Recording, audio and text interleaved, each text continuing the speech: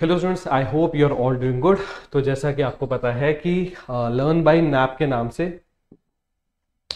हम एक regular series हर week में इसकी एक वीडियो ज़रूर बनाने की कोशिश करता हूँ। हम एक रेगुलर सीरीज चलाते हैं by the name of learn by maps.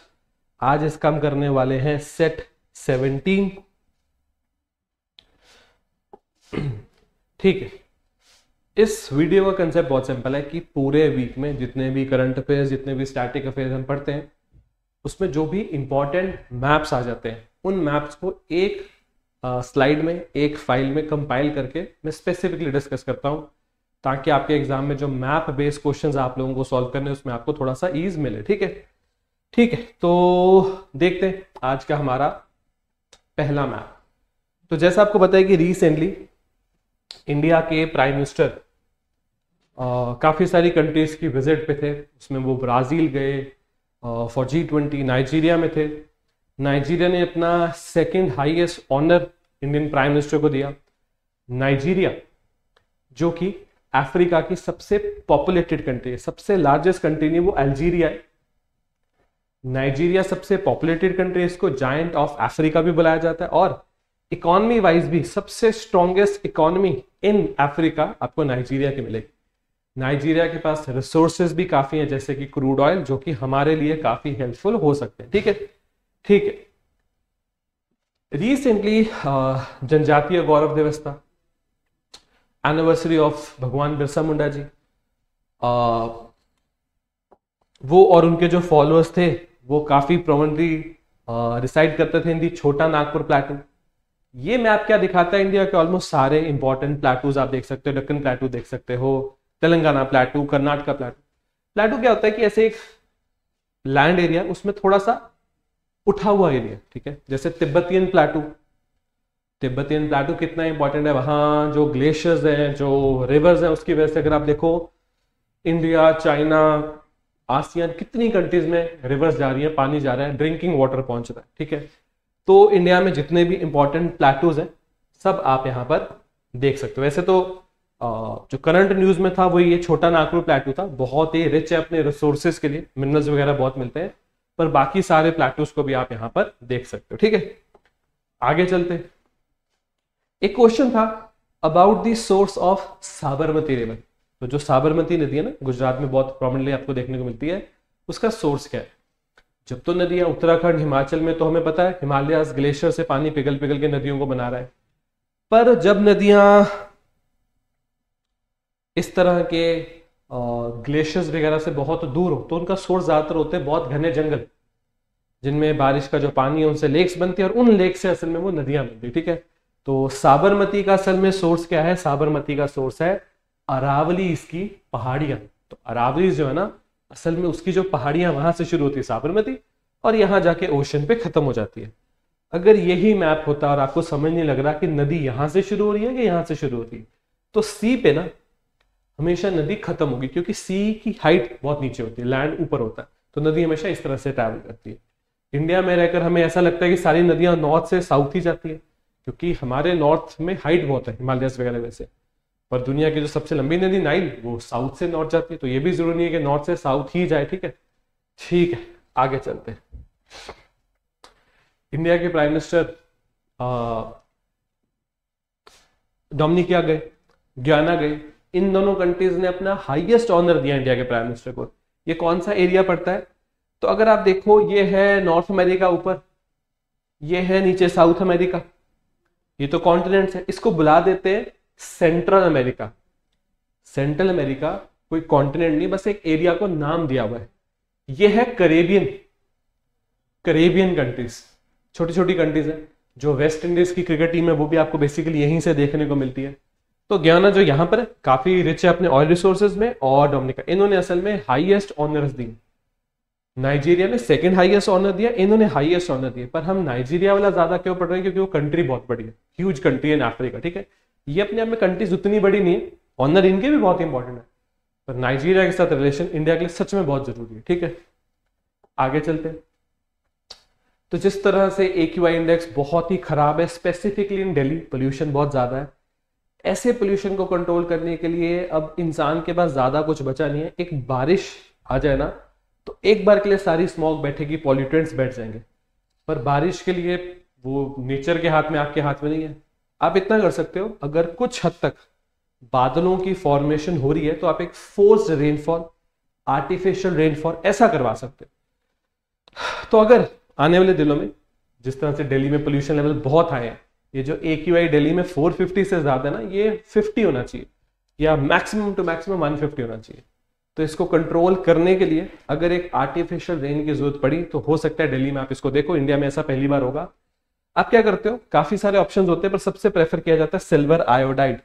आप इस सिल्वर आयोडाइड का छिड़काव करवाते हो एक प्लेन से। अगर थोड़े बहुत बादल बन गए, बारिश नहीं होगी, बादल है, तो बारिश करवाई जा सकती है। ऐसा नहीं कि बिल्कुल खुले आसमान में आप आर्टिफिशियल रेन करवा दोगे, वो पॉसिबल नहीं है। थोड़ी बहुत क्लाउड फॉर्मेशन हो गई है, चांसेस हो सकते हैं बारिश के, होगी नहीं होगी 100% नहीं पता। आप क्लाउड सीडिंग करवाओ, सिल्वर आयोडाइड का छिड़काव करवाओ, helping with the help of a plane, तब बारिश के चांसेस बहुत बढ़ जाते हैं। दुनिया में काफी कंट्रीज का इस्तेमाल करती हैं, जहां गर्मी बहुत ज्यादा पड़ती है, जहां कोई बड़े बड़े स्पोर्टिंग इवेंट्स है, वो ये नहीं चाहते कि बारिश की वजह से इवेंट खराब हो, तो वहां इसका इस्तेमाल बिल्कुल किया जाता है। तो हो सकता है आप देखो कि इस साल या मे बी दिसंबर के बाद जनवरी में, मतलब सर्दियों में, इस सर्दियों में नॉर्थ इंडिया में शायद दिल्ली NCR में इसका इस्तेमाल किया जाए।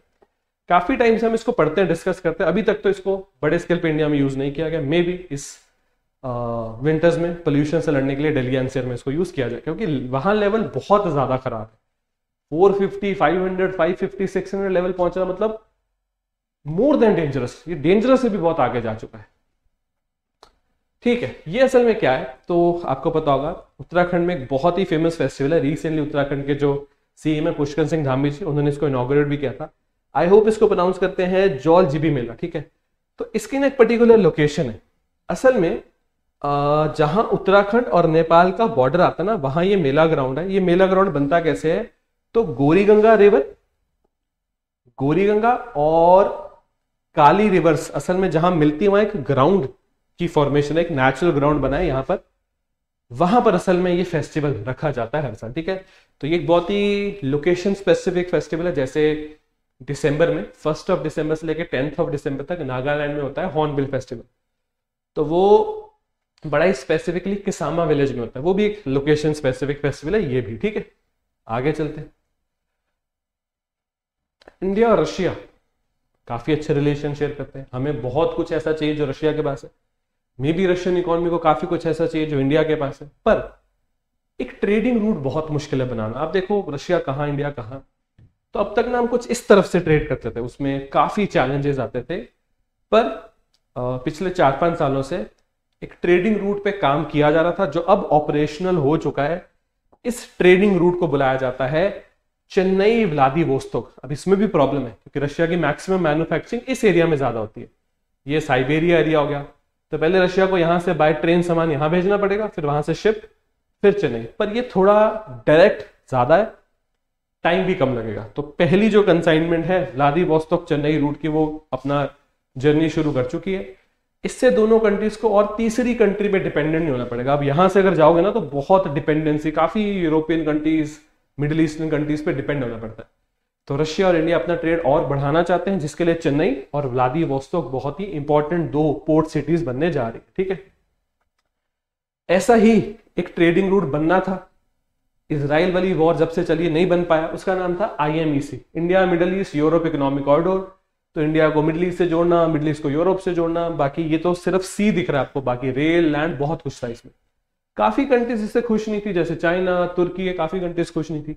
इसमें सऊदी और इजराइल के रिलेशन बेटर हो सकते थे, पर जैसे ही इसकी अनाउंसमेंट हुई कुछ ही हफ्तों में वॉर शुरू होगी, तब से प्रोजेक्ट बिल्कुल ही बंद है। तो काफी लोगों का ये मानना है कि जो इजराइल वाली वॉर चल रही है वो शुरू करवाने के पीछे बहुत सारे रीजन थे, जिसमें से एक रीजन था कि IMEC कभी भी ऑपरेशनल ना हो। तो आप देखो किस तरह से चीजें दुनिया में चलती हैं। एक प्रोजेक्ट को रोकने के लिए एक वॉर को बढ़ाया जा रहा है। ठीक है, रिसेंटली इंडिया ने हाइपरसोनिक मिसाइल को टेस्ट किया। हाइपरसोनिक होता है जब चीज, कोई ऑब्जेक्ट की स्पीड 5 मैक से ज्यादा। ये मैक क्या होता है, हवा में जो साउंड की स्पीड है उसको बोलते हैं 1 Mach, approximately 1200 kilometre per hour. जब कोई चीज हवा में ट्रैवल कर रही है साउंड से स्लो, उसको बोलते हैं सबसोनिक। जब कोई चीज हवा में ट्रैवल कर रही है साउंड के इक्वल उसको बोलते हैं ट्रांससोनिक। जब कोई चीज हवा में ट्रैवल कर रही है साउंड से भी तेज, सुपरसोनिक। जब कोई चीज हवा में ट्रैवल कर रही है साउंड से 5 गुना तेज, हाइपरसोनिक। इंडिया ने हाइपरसोनिक मिसाइल को टेस्ट किया, पर मेन हाइपरसोनिक मिसाइल है रशिया के पास। तो यूक्रेन बोलता है कि रशिया ने हम पर हाइपरसोनिक मिसाइल से फायर किया रिसेंटली, और उस हाइपरसोनिक मिसाइल की स्पीड थी ऑलमोस्ट 10 मैक, तो साउंड से 10 गुना ज्यादा स्पीड, बहुत ज्यादा, 12,000 किलोमीटर पर आवर। ठीक है, तो हाइपरसोनिक मिसाइल्स को बनाने का सबसे बड़ा फायदा क्या है कि अब कोई भी एंटी एयरक्राफ्ट सिस्टम, कोई भी एंटी मिसाइल सिस्टम आपको रोक ही नहीं सकता, क्योंकि वो भी एक मिसाइल भेजेगा आप इंटरसेप्ट करने के लिए। पर मेन प्रोजेक्टाइल इतना तेज जा रहा है, इतनी स्पीड है कि कभी भी एंटी एयरक्राफ्ट सिस्टम्स को रोक ही नहीं सकता, ये फायदा होता है। रिसेंटली 26/11 हम कॉन्स्टिट्यूशन डे भी सेलिब्रेट करते हैं, पर एक ऐसा दिन भी था जब इंडिया में एक बहुत बड़ा डिजास्टर होता है इन मुंबई। टेररिस्ट अटैक्स होते हैं 26 से लेकर 29 के बीच में। काफी सारी लोकेशंस थी, अगर आप देखो ये बहुत ही जूम्ड इन मैप है ऑफ मुंबई। तो अगर आप लोकेशंस देखो कहां कहां उन टेररिस्ट ने टारगेट किया था, तो Leopold cafe, CST station, Taj Mahal palace hotel, Oberoi, Cama hospital, Nariman house जहां काफी बड़ी जू कम्युनिटी रहती थी, metro cinema, Saint Xavier's college. ठीक है, तो ये रहा ताजमहल होटल, ये रहा लियोपोल्ड कैफे, ओबरॉय ट्राइडेंट, ये 2 मेन होटल्स थे, हॉस्पिटल। तो आप देखो कि इस बहुत बड़े एरिया में वो जो टेररिस्ट थे, जिसमें से एक टेररिस्ट को जिंदा पकड़ा था, बाद में अजमल कसाब, बाद में उसको फांसी भी मिली थी। तो काफी सारी उसने इन्फॉर्मेशन बताई थी इन अटैक्स के बारे में। इन अटैक्स के बाद इंडिया में काफी कुछ बदला। ये अटैक्स हुए थे 26 नवंबर 2008 में। इंडिया में नेशनल इन्वेस्टिगेशन एजेंसी बनी, यूआपा एक्ट को हमने बदला, काफी चेंजेस आए थे। तो असल में ये वो लोकेशंस थी मुंबई की जहां इस पूरे अटैक को प्लान किया गया था, इस पूरे अटैक का डैमेज देखा गया। ठीक है, ठीक है स्टूडेंट्स, तो पूरे वीक में जो सबसे इंपॉर्टेंट मैप्स मुझे मिले आपके लिए, करंट और स्टैटिक दोनों के, मैंने इस वीडियो में आपके साथ कवर किए। नेक्स्ट वेडनेसडे सेम क्लास रखेंगे, और अभी से लेकर तब तक के बीच में जो भी इंपॉर्टेंट मैप्स होंगे मैं आपके साथ कवर करूंगा। तब तक के लिए thank you and have a very successful day. Thank you students, thank you.